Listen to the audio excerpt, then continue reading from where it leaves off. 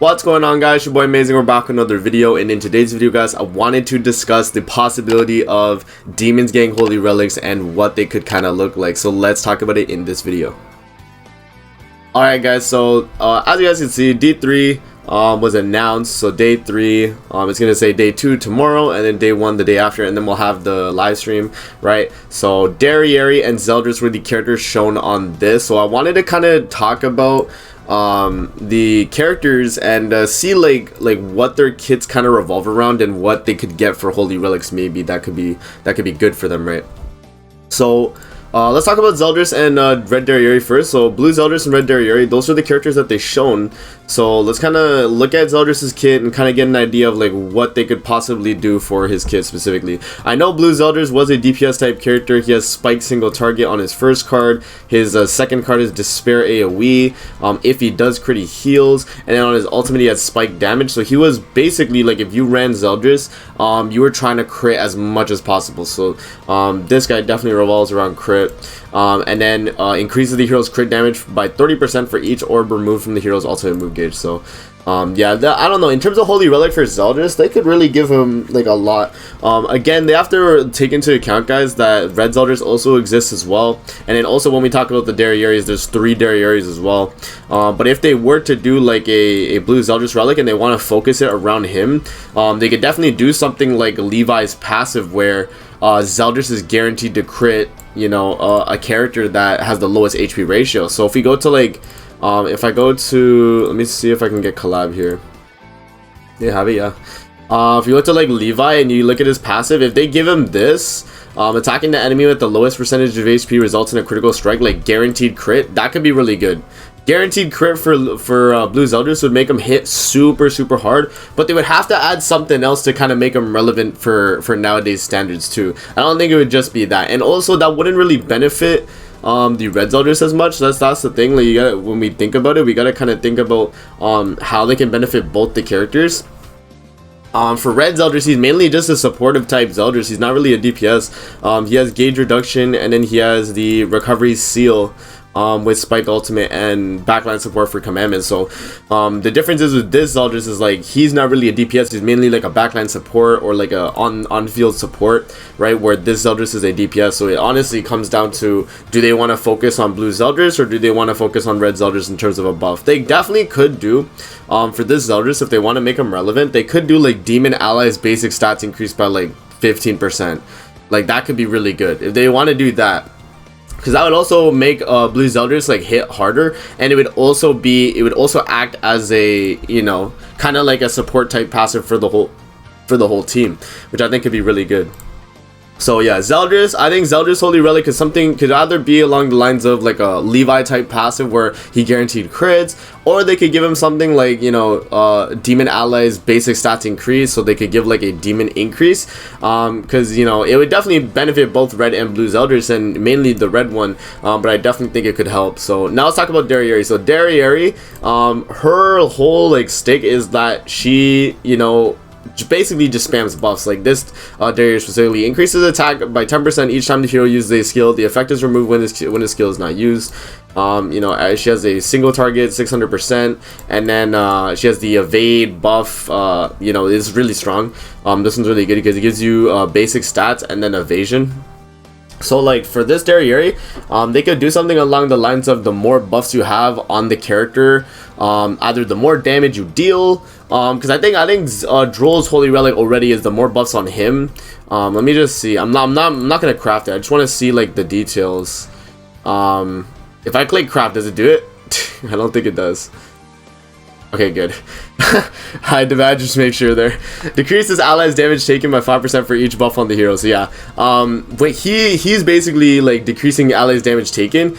Derieri could be increase allies damage dealt by 5% per buff on the hero, and they could do it limit 8 times if they want to do it, something like that too. There's a lot of possibilities they could do with Derieris. A lot of them do revolve around buffs. Like the red one revolves around buffs. The green one, not necessarily. She's more so of a support, but the blue one does revolve around having her like taunt buff as well. which definitely does help. And I think like something along the lines of like damage dealt increase if you have like a buff or whatever could be really good, because Droll already has the damage reduction type part. Something along those lines could be pretty good for the Derieris. But yeah, now that we've talked about like Derieris and the Zeldris, we can talk about like Estarossa, Melascula, and like, you know, all the other commandments as well. Like, let's talk about Melascula. In terms of Melascula, you guys know I'm like the Melascula simp, bro. So I honestly don't really know what they could do though, because there's a lot of things they could do. They could go I think they would go mainly support though. I think they would. Blue Melascula is the only one that's kind of like DPS oriented, right? She's really the only one that's kind of DPS oriented. The red one is definitely a support type character when she has the revive, right? You know, keeping the character at 1 HP for sure. And then green Melascula is a support, giving 20% basic stats, right? So I don't know. I was thinking along the lines something that could benefit all the Melasculas. I don't really know. Honestly, don't really know. Maybe they could do every time, I don't know, like, because a lot of them do have single target skills. They all have single target skills, right? They could do something kind of like Trader Melee's passive, where it doesn't give all stats, but maybe it does give damage reduction. Like, I think something like that could be kind of cool.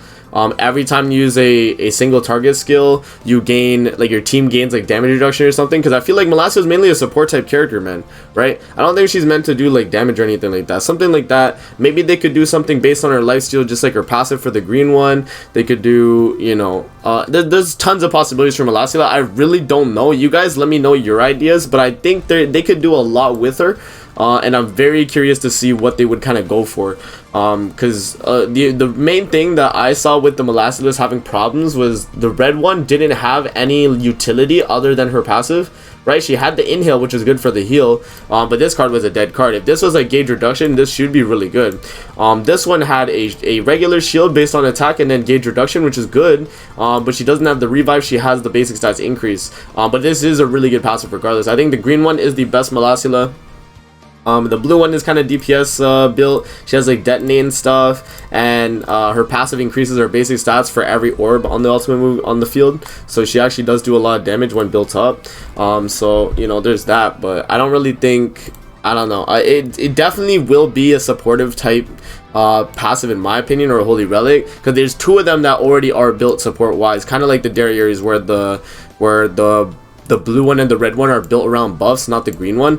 They would probably go with something related to buffs. Like, I think with green Melascula, red Melascula, blue Melascula, it would probably be something along the lines of like a supportive type passive.